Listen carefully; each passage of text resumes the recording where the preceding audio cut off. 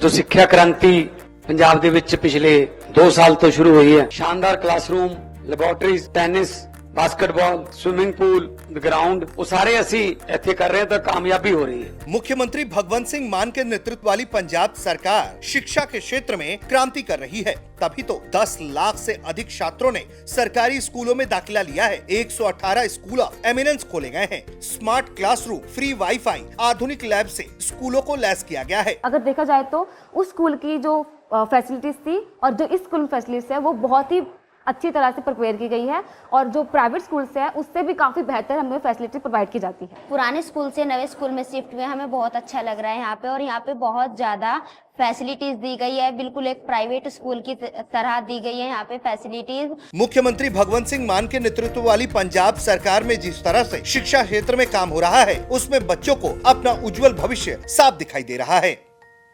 बिगड़ते रिश्तों के बीच भारतीय सेना और नेपाल की सेना का संयुक्त युद्धाभ्यास इस वक्त चर्चा का विषय बना हुआ है। सूर्य किरण नाम का ये संयुक्त सैन्य अभ्यास नेपाल के सलझंडी में चल रहा है।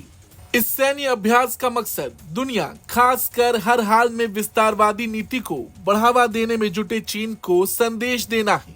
नेपाल और भारत के बीच चल रहे इस सैन्य अभ्यास से दोनों देशों के बीच संबंध और मजबूत होंगे। इस अभ्यास की शुरुआत 29 दिसंबर 2024 को हुई थी। दोनों देशों के बीच ये सैन्य अभ्यास 13 जनवरी 2025 तक चलेगा, और इसके लिए भारतीय सेना के 334 जवानों की एक टुकड़ी इस वक्त नेपाल में मौजूद है। सूर्य किरण युद्ध अभ्यास में भारतीय सेना की टुकड़ी का नेतृत्व 11वीं गोरखा राइफल्स की एक बटालियन कर रही है। नेपाली सेना की टुकड़ी की कमान श्री जंग बटालियन के हाथों में है। ये युद्ध अभ्यास 16 दिनों तक चलेगा। इस दौरान दोनों देशों की सेनाएं जंगल की लड़ाई में सामंजस्य बैठाने, एकजुटता से हमला करने और पहाड़ों पर युद्ध लड़ने का अभ्यास करेंगी। सूर्य किरण युद्ध अभ्यास के बचे हुए दिनों में आतंकवादी विरोधी अभियानों के सही ढंग से संचालन के तरीकों का आदान प्रदान भी किया जाएगा। इसके अलावा संयुक्त राष्ट्र चार्टर के तहत मानवीय सहायता और आपदा की स्थिति में राहत देने की क्षमता को बढ़ाने पर भी जोर होगा। इसी युद्ध अभ्यास के दौरान दोनों देशों की सेनाएं एक दूसरे के साथ अपने युद्ध अनुभव को भी साझा करेंगी।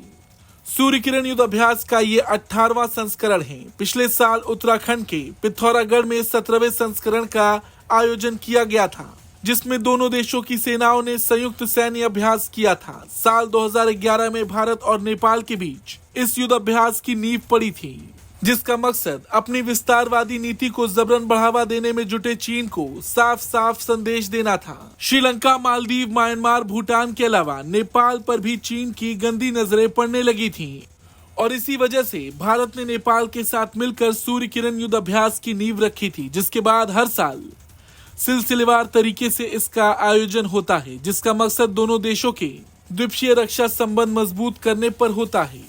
ब्यूरो रिपोर्ट, भारत तक।